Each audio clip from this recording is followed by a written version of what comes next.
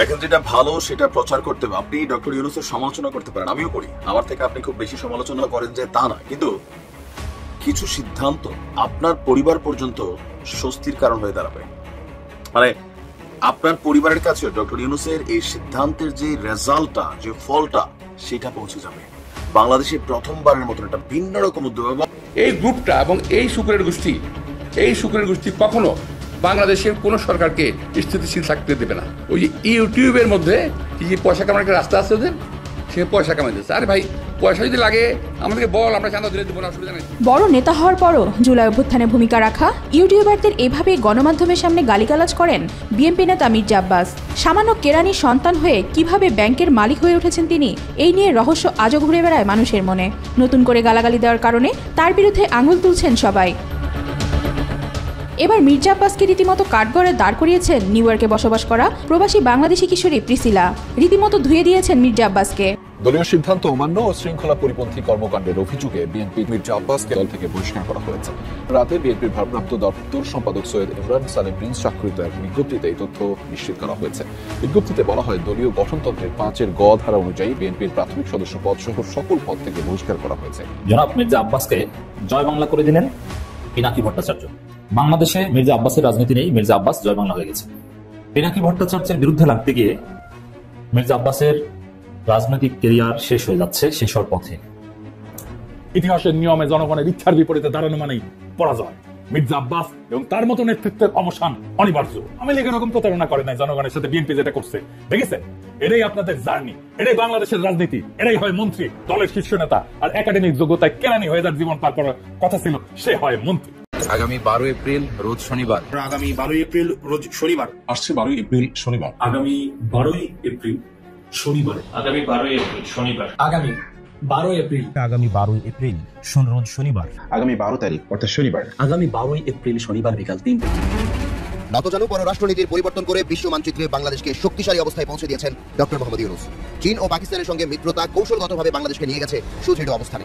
এতে ধীরে ধীরে ভেঙে যাচ্ছে ভারতের পরাশক্তি হবার স্বপ্ন। এবার কলকাতার 200 কিলোমিটারের কাছাকাছি চীন ও চিকেন নেকের 120 কিলোমিটারের মধ্যে পাকিস্তানকে ঘেঁষার সুযোগ করে দিয়েছেন ডক্টর ইউনূস। 116 জন আলেমের তালিকা প্রণয়নকারী ব্যারিস্টার তুরিন আফরোজকে গতকাল গ্রেফতার করেছে অন্তর্বর্তীকালীন এই সরকারের পুলিশ বাহিনীর সদস্যরা। আপনারা জানেন, এই তুরিন আফরোজ তিনি হচ্ছেন এমন একজন ব্যক্তি যিনি বাংলাদেশের আলেম সমাজের বিরুদ্ধে রিপোর্ট তৈরি করে তারপরে সেই রিপোর্ট জমা দিয়েছিলেন দুর্নীতি দমন কমিশনের কাছে। আমি সে নিয়ে বহুবার টকশো করেছি, প্রতিবাদ করেছি।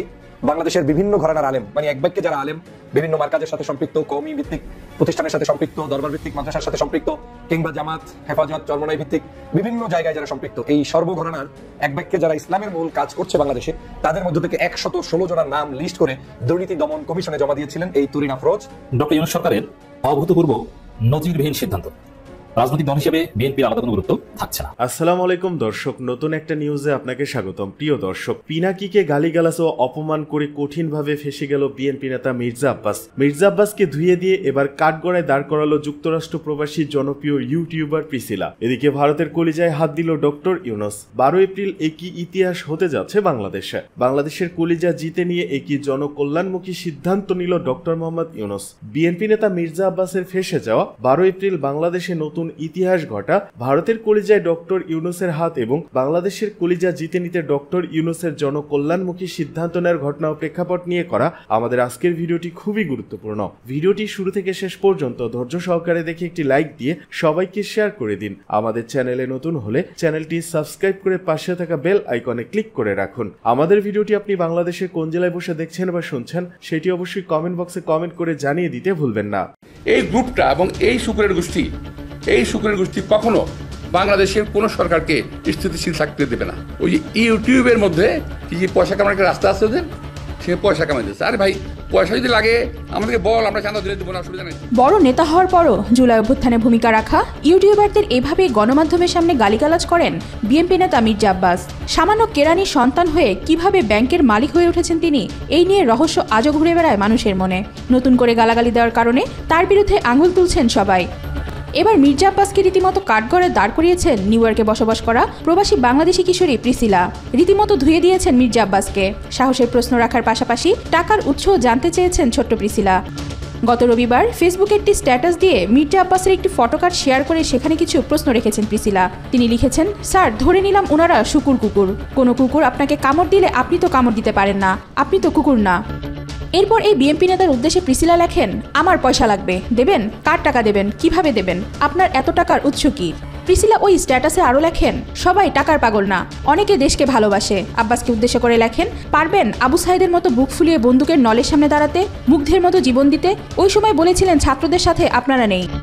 এরপর ইউটিউবারদের প্রতি সম্মান রেখে প্রিসিলা লেখেন, এই ইউটিউবাররাই জীবন বাজি রেখে কথা বলেছে গত কয়েকটা বছর, ওনাদের অনেকের জীবনের গল্প আপনারা জানেন না, বুঝবেন না। বিএনপির প্রতি প্রিসিলার ভালোবাসা ও সমালোচনার কথা এর আগেও প্রকাশ হয়েছে। নতুন করে কিছু না লিখলেও ওই স্ট্যাটাসের শেষে মির্জা আব্বাসকে উদ্দেশ্য করে প্রিসিলা লেখেন, আপনার এই কথার চরম মূল্য দিতে হবে। অবশ্য শুধু প্রিসিলাই নন, মির্জা আব্বাস গালাগালি করার ভিডিও ছড়িয়ে পড়ার পর সবাই রীতিমতো তাকে ধুয়ে দিচ্ছেন। এমনকি পিনাকি ভট্টাচার্য তো একটি কন্টেন্ট বানিয়ে মির্জা আব্বাসের ধুতি খুলে দিয়েছেন। দেখেন, যেটা ভালো সেটা প্রচার করতে হবে। আপনি ডক্টর ইউনূসের সমালোচনা করতে পারেন, আমিও করি। আমার থেকে আপনি খুব বেশি সমালোচনা করেন যে তা না, কিন্তু কিছু সিদ্ধান্ত আপনার পরিবার পর্যন্ত স্বস্তির কারণ হয়ে দাঁড়াবে। মানে আপনার পরিবারের কাছে ডক্টর ইউনূসের এই সিদ্ধান্তের যে রেজাল্টটা, যে ফলটা, সেটা পৌঁছে যাবে। বাংলাদেশে প্রথমবারের মতন একটা ভিন্ন রকম উদ্যোগ, এবং আমি মনে করি যদি অব্যবস্থাপনা না থাকে তাহলে সারা বাংলাদেশের প্রান্তিক দরিদ্র যে জনগোষ্ঠী আছে তারা বিশাল উপকৃত হবে, বিশাল। সিরিয়াসলি আমি চাই যারা এই বিষয়টা, ভালো কাজকে উৎসাহিত করা আমাদের কাজ, দায়িত্ব, ভিডিওটা শেয়ার করবেন। সারা দেশে প্রথমবারের মতন সরকারি ফার্মেসি চালু হচ্ছে। সরকারি ফার্মেসি বিষয়টা কি, সিস্টেমটা কি? আজকে আমাদের স্বাস্থ্য এবং পরিবার কল্যাণ মন্ত্রণালয়ের যিনি বিশেষ সহকারী আছেন অধ্যাপক সাইদুর রহমান, তিনি আপনার এই তথ্য দিয়েছেন যে সরকারের নির্দেশে দেশের গরিব মধ্যবিত্ত জনগোষ্ঠীর জন্য সারা বাংলাদেশের যেই সরকারি হাসপাতালগুলো আছে সেখানেই আপনার এই সরকারি ফার্মেসিগুলা চালু হবে। তো প্রায় 250 আইটেমের ঔষধ, যেগুলা কমন ব্যবহারের ওষুধ বা আমজনতা গণহারে আমরা যে ওষুধগুলা খাই, সরকার আইডেন্টিফাই করেছে প্রায় 250 আইটেমের ওষুধ থাকবে। তো সেখানে দাম কেমন হবে? বাজারে যে ওষুধটা ফার্মেসিতে 100 টাকা, ওই ফার্মেসিতে এই ওষুধটার দাম হবে 33.33 টাকা 33 পয়সা। আপনার বলা হচ্ছে যে সরকারি হাসপাতালগুলোতে ল্যাব সার্ভিস আছে, কিন্তু প্রাইমারি হেলথ কেয়ার সার্ভিস, অন্য প্রাইমারি হেলথ কেয়ার সার্ভিস আছে, কিন্তু কোথাও কেউ নেই ফার্মাসিউটিক্যাল সার্ভিস নেই, মানে এই ওষুধের সার্ভিসটা নেই। এটা হবে একটি নতুন বন্দোবস্ত যা চালু করতে যাচ্ছে। সরকারি যত হাসপাতাল এবং ক্লিনিক আছে সেখানে এই ফার্মেসিটা করা হবে। স্বাস্থ্য বিভাগের সূত্র বলছে সরকারি ফার্মেসির বড় চ্যালেঞ্জ হচ্ছে ঔষধ চুরি ঠেকানো, তাই পুরো ব্যবস্থাকে ডিজিটাল করা হবে। বললাম যে এখানে অব্যবস্থাপনার একটা বিশাল সুযোগ আছে। এইসব প্রকল্পগুলো জনগণের কল্যাণে করা হয়। বাংলাদেশের চিকিৎসা খাতে প্রত্যেক বছর ডক্টর ইউনূস সরকার যে বরাদ্দ দিচ্ছে তা না, এটা নতুন সিস্টেম চালছে। বাট এর আগেও যতগুলো সরকার ছিল স্বাস্থ্য খাতে ব্যাপক পরিমাণ কিন্তু টাকা দেয়, কিন্তু দুর্নীতির, লুটপাট, চোরদের যন্ত্রণায় এটার সুবিধা সাধারণ মানুষ পায় না। স্বাস্থ্য বিভাগের বক্তব্য অনুযায়ী বছরে 1300 কোটি টাকার ঔষধ কেনে সরকারি ফার্মাসিউটিক্যাল কোম্পানি আপনার ইডিসিএল।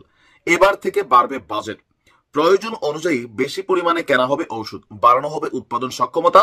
দেশে ডায়াবেটিক্স, উচ্চ রক্তচাপের মতন দীর্ঘমেয়াদী নানা রোগে আক্রান্ত কয়েক কোটি মানুষ। একজন রোগীর গড় চিকিৎসা ব্যয়ের 64% যায় ঔষধের পেছনে। ফলে ঔষধ কিনতে গিয়ে বছরে দরিদ্র হন অনেক রোগী। এসব রোগীর কথা চিন্তা করে সরকারের যে নতুন সিস্টেম চালু হবে সেটা হচ্ছে 1/3 দামে ঔষধ বিক্রির উদ্যোগ নিচ্ছে স্বাস্থ্য বিভাগ। আর সরকারি ফার্মেসিতে মিলবে 250 ধরনের ওষুধ। তা দিয়েই 85% রোগীর চাহিদা মেটানো সম্ভব এবং চিকিৎসা করা সম্ভব। আপনি ভাবতে পারেন যে এই সিস্টেমটা যদি মানে বাটপারি আর চুরি এগুলা ঠেকানো যায় তাহলে কি পরিমাণ পজিটিভ ইফোর্ট আপনার পরিবারের জন্য, আমার পরিবারের জন্য হবে।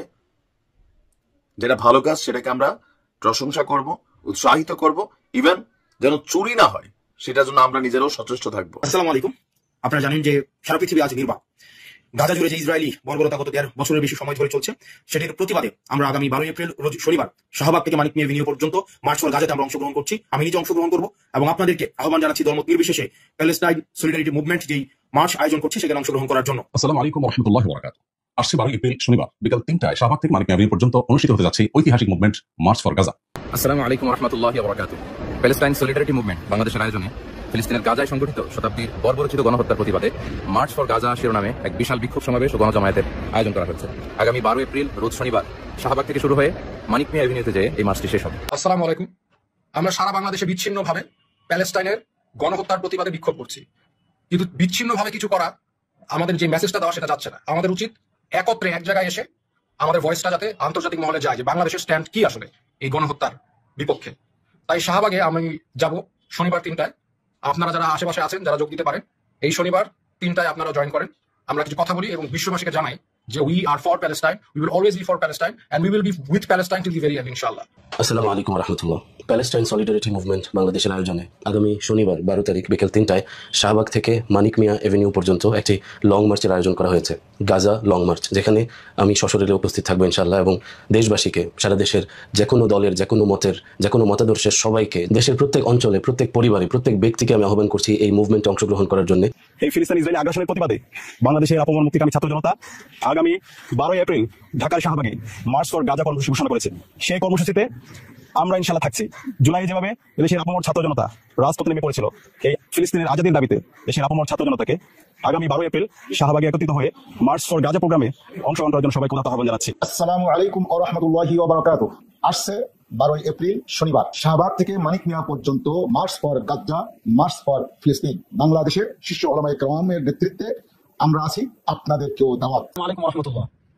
ফিলিস্তিনে ভয়াবহ যে আগ্রাসন চলছে, গাজায় ভয়াবহ যে আগ্রাসন চলছে, এর প্রতিবাদে আগামী শনিবার বিকেল 3টায় শাহবাগ থেকে মানিক মিয়া এভিনিউ পর্যন্ত মার্চ ফর গাজা অনুষ্ঠিত হবে ইনশাআল্লাহ। আসসালামু আলাইকুম ওয়া রাহমাতুল্লাহি ওয়া বারাকাতুহু। সুপ্রিয় দেশবাসী, আমরা সকলেই জানি ফিলিস্তিন এবং গাজার উপরে যে মানব ইতিহাসের বর্বরতম জেনোসাইড চলতেছে, এই জেনোসাইডের বিপক্ষে আগামী 12 এপ্রিল শনিবার প্যালেস্টাইন সলিডারিটি মুভমেন্টের আহ্বানে দল মত নির্বিশেষে বাংলাদেশে এক ঐতিহাসিক মুভমেন্ট অনুষ্ঠিত হবে। এই মুভমেন্টে আগামী শনিবার 12 এপ্রিলের প্যালেস্টাইন সলিডারিটি মুভমেন্টের আহ্বানে এই প্রোগ্রামে আমি থাকবো ইনশাআল্লাহ। শাহবাগ থেকে শুরু হয়ে মানিক মিয়া এভিনিউ হয়ে পুরো দেশবাসী দল মত নির্বিশেষে এই জেনোসাইডের বিপক্ষে সকলকে আসার জন্য আহ্বান জানাচ্ছি। আজ ফিলিস্তিনের মানুষেরা কষ্টে আছে।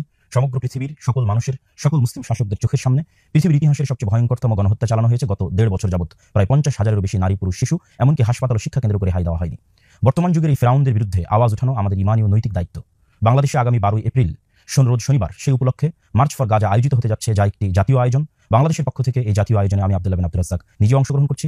আপনাদের সকলকে অংশগ্রহণ করার উদাত্ত আহ্বান জানাচ্ছি। আসসালামু আলাইকুম ওয়া রাহমাতুল্লাহি ওয়া বারাকাতুহু। ফিলিস্তিনে যে ভয়াবহ গণহত্যা চলছে, তার জন্য আমাদের হৃদয়ে রক্তক্ষরণ হচ্ছে, আমরা কাঁদছি।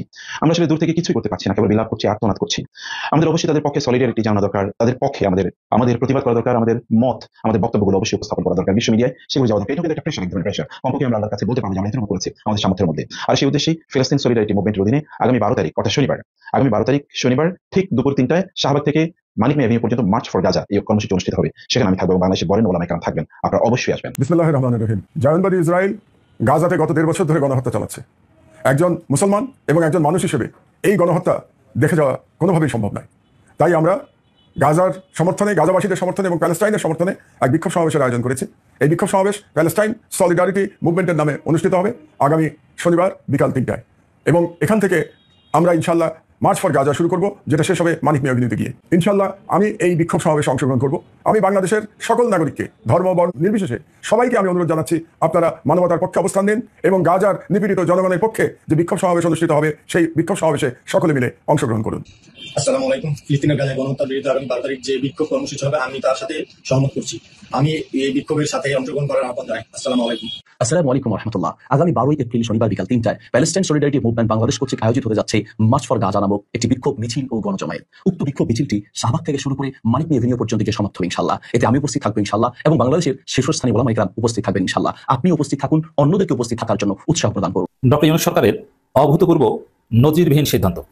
রাজনৈতিক দল হিসেবে বিএনপির আলাদা কোনো গুরুত্ব থাকছে না। দর্শক, খুবই জরুরি এবং গুরুত্বপূর্ণ আলাপ। দেখেন, সংস্কার হবে কিংবা সংস্কার হবে না, এতে রাজনৈতিক দল বিএনপি বাগড়া বাজাচ্ছে, তারা সব জায়গায় আপত্তি করছে। এখন বিএনপিকে মজা করে জনগণ বলে বাংলাদেশ জাতীয়তাবাদী আপত্তি পার্টি। সংবিধান সংস্কারে আপত্তি, সংবিধান বাতিলে আপত্তি, স্থানীয় সরকার নির্বাচনে আপত্তি, গণপরিষদ নির্বাচনে আপত্তি, চুপ্পুকে সরাতে আপত্তি, ওয়াকারুজ্জামানকে সরাতে আপত্তি, বাংলাদেশ জাতীয়তাবাদী আপত্তি পার্টি। নির্বাচন ব্যবস্থা সংস্কারও 27টা প্রস্তাবের মধ্যে তারা 26টা দ্বিমত পোষণ করেছে আর একটায় একমত পোষণ করেছে, জাতীয়তাবাদী আপত্তি পার্টি। এখন বিএনপি ভেবেছিল যে আমরা একটা রাজনৈতিক দল, আর ডক্টর ইউনূস তো বলেছে যে সংস্কার বা এগুলো রাজনৈতিক দলগুলোর সাথে আলাপ আলোচনা ভিত্তিতে, ঐকমতের ভিত্তিতে হবে, অথবা নির্বাচন বা নানান বিষয়ে বারবার ঐকমতের কথা বলছে। আমরা বা বিএনপি বা সবাই ধরে নিয়েছেন ঐকমত বলতে রাজনৈতিক দলগুলোর ঐকমত। কিন্তু এটা একটা মৌলিক প্রশ্ন, রাজনৈতিক দলগুলো কি ফেরেশতা নাকি? তাদের ঐকমতই সবকিছু কেন? জনগণ কেন স্বাধীনভাবে রাজনৈতিক দলে ঊর্ধ্বে উঠে মতামত দিতে পারবে না? ডেমোক্রেসি কি বলে? জনগণই তো সবার উপরে। কিন্তু এতদিন এমন একটা ভাব ছিল যে জনগণ কি, রাজনৈতিক দলগুলি জনগণ, তারা যেটা বলবে, 2-4 জন, সালাউদ্দিন, মির্জা ফখরুল, এই নজরুল ইসলাম, এই 3 জন যেটা বলবে ঐকমত্য কমিশন, ওটাই জনগণ। আর এদিকে গোলাম পরোয়ার, ডাক্তার তাহের, এরা যেটা বলবে ওটাই জনগণ। না, জনগণ এদের সাথে একমত নাও হতে পারে। অতএব ঐকমত্য, নানান বিষয় সংস্কারে কিংবা নির্বাচনে ঐকমত্য হওয়া বলতে আমরা যেটা বুঝাই বা এতদিন যেটা বুঝতাম যে রাজনৈতিক দল। এখন জামাত, এনসিপি বা অন্যান্য দলের ক্ষেত্রে আপত্তি নেই, কারণ তারা সংস্কারে আপত্তি করছে না, তারা সংস্কারের পক্ষে আপত্তি করছে বাংলাদেশ জাতীয়তাবাদী আপত্তি পার্টি অথবা টেম্পোস্টান পার্টি। এখন এদের আপত্তিতে কিছু আসবে যাবে না, এটা চমৎকার সিদ্ধান্ত নিতে যাচ্ছে। দেখেন, কিছু বলারই থাকবে না এদের। বিএনপি কিছু বলার স্পেসই পাবে না তাদের মতের বিরুদ্ধে গেলে। কিভাবে? একটা চমৎকার খবর, সেটা হচ্ছে জাতীয় ঐকমত্য কমিশন সর্বস্তরের মানুষের মতামত জরিপ করবে, সর্বস্তরের মানুষের মতামত নেবে। সাপোজ সংবিধান বাতিল না গ্রহণ, গণপরিষদ নির্বাচন না জাতীয় নির্বাচন, স্থানীয় সরকার না জাতীয় নির্বাচন, নানান প্রশ্ন বা সংস্কার বিষয়ে জাতীয় যেসব বিষয়ে ঐকমত্য হওয়া দরকার, এই যে স্থানীয় সরকার নির্বাচন না জাতীয় নির্বাচন, এই বিষয়ে ঐকমত্য হওয়া দরকার, যেসব বিষয়ে ঐকমত্য হওয়া দরকার সেগুলোতে শুধু রাজনৈতিক দলের না, সর্বস্তরের মানুষের মতামত নিশ্চিত করতে জরিপ শুরু করার কথা বলা হচ্ছে জাতীয় ঐকমত্য কমিশনের পক্ষ থেকে। এখন দেখেন খেলাটা কোন জায়গায়, খেলা জমে যাচ্ছে। বিএনপির চালাকি আর থাকছে না। সাধারণ মানুষ, অধিকাংশ মানুষ যেটা বলবে তার উপরে বিএনপি যাই বলুক কোনো গুরুত্ব আছে? সাপোজ আগে জাতীয় নির্বাচন, স্থানীয় নির্বাচন, জাতীয় ঐকমত্য দরকার। এখন অলরেডি কিন্তু একটা জরিপ হয়েছে, বিবিএস করেছে, যেখানে 65% মানুষ বলেছে যে আগে স্থানীয় সরকার নির্বাচন চাই। তো এখন যদি জরিপ হয় তাহলে 80% মানুষ বা তার চাইতে বেশি মানুষ বলবে যে আগে স্থানীয় সরকার নির্বাচন চাই। এখন 80% মানুষ বলবে স্থানীয় সরকার নির্বাচন চাই আগে, বিএনপি বাদে জামাত, এনসিপি, চরমোনাই সব রাজনৈতিক দলগুলো বলবে যে আগে স্থানীয় সরকার নির্বাচন চাই। এখন বিএনপি তার বিরুদ্ধে কিভাবে কি করবে? ঠিক আছে, জামাতকে গালাগালি করুক যে স্থানীয় সরকার নির্বাচন আগে যারা চায় যারা রাজাকার, মানলাম। কিন্তু 80% জনগণ বা অলরেডি 65% জনগণ চেয়েছে, তারা কি রাজাকার? কি করবে? মানে সরকার কিভাবে সিদ্ধান্ত নেবে? অধিকাংশ জনগণ যেটা বলবে সেটা। অতএব বিএনপির এই চালাকির খেলা এটা ডক্টর ইউনূস সরকার খেয়ে দিচ্ছে। এটা অভূতপূর্ব নজিরবিহীন সিদ্ধান্ত যে বাংলাদেশে কোনো ডিসিশন মেকিং এ এভাবে প্রত্যক্ষ গণতন্ত্র চর্চা করা হয়নি, কিন্তু এখন থেকে ডক্টর ইউনূস সরকার অনেক গুরুত্বপূর্ণ বিষয়ে প্রত্যক্ষ গণতন্ত্র চর্চা করবে, সরাসরি জনগণের মতামত দিবে। সাধারণত রিপ্রেজেন্টেটিভ, জনগণের প্রতিনিধিরা ডিসিশন নিত, কিন্তু না, এবার ডিরেক্ট ডেমোক্রেসি চর্চার একটা সিদ্ধান্ত নিতে যাচ্ছে ডক্টর ইউনূস সরকার, সেই ইঙ্গিত দিয়েছেন Ali Riaz. March for Gaza কর্মসূচি পেছানোর অনুরোধ, যা বললেন ফয়েজ আহমদ তৈয়ব। ফিলিস্তিনের গাজায় সংগঠিত বর্বরচিত গণহত্যার প্রতিবাদে আগামী শনিবার মার্চ ফর গাজা কর্মসূচি ঘোষণা করা হয়েছে। এই কর্মসূচি 1 সপ্তাহ পিছিয়ে দেওয়ার অনুরোধ জানিয়েছেন ডাক, টেলিযোগাযোগ ও তথ্য প্রযুক্তি মন্ত্রণালয়ের দায়িত্বে নিয়োজিত প্রধান উপদেষ্টার বিশেষ সহকারী ফয়েজ আহমেদ তৈয়ব। গতকাল মঙ্গলবার দিবাগত রাতে নিজের ফেসবুক আইডিতে দেওয়া এক স্ট্যাটাসে তিনি এই অনুরোধ জানান। ফয়েজ আহমেদ তৈয়ব লিখেছেন, 9 তারিখ সকাল থেকে বাংলাদেশ ইনভেস্টমেন্ট সামিটের মূল প্রোগ্রাম শুরু হচ্ছে। এই মুহূর্তে বাংলাদেশে অবস্থান করছে প্রায় 50টি দেশের 600 জনের বেশি প্রত্যক্ষ বিনিয়োগকারী। 9 এবং 10 তারিখে ইনভেস্টমেন্ট সামিটের মূল প্রোগ্রামের পাশাপাশি 11, 12 ও 13 এপ্রিল বিনিয়োগকারীরা বিভিন্ন company, EPZ, special EPZ, hi-tech park এবং বিভিন্ন স্টার্টআপ ভিজিট করবেন। তিনি আরো লেখেন, ইসরায়েলি বাহিনীর জাতিগত নিধন এবং গণহত্যার প্রতিবাদে মার্চ ফর গাজা আয়োজন করা হয়েছে 12 এপ্রিল। যেহেতু ফিলিস্তিন আমাদের অন্তরে অত্যন্ত সংবেদনশীল জায়গা দখল করে আছে, আমার ধারণা এই মার্চে লাখ লাখ লোক হবে। আমরা এই প্রতিবাদ সমাবেশে মহৎ উদ্দেশ্যকে সম্মান করি।